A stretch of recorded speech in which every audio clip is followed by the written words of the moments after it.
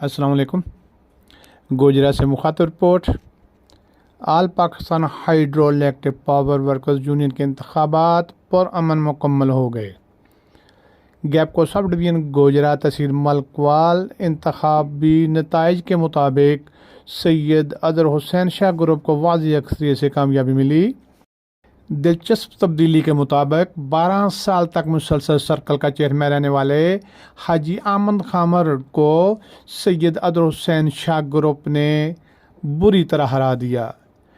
कामयाब उम्मीदवार चेयरमैन अफजाल अनवर रांझा ने 40 वोट हासिल किए, जबकि साबिक चेयरमैन हाजी आमद खान ने सिर्फ 23 वोट हासिल किए। नताइज के मुताबिक regional chairman Waliur Rehman Khan, vice chairman Ehsanullah रा, जनरल सेक्रेटरी ज़हूर अहमद गोंदल और जॉइंट सेक्रेटरी इलियास अहमद कामयाब करार पाए।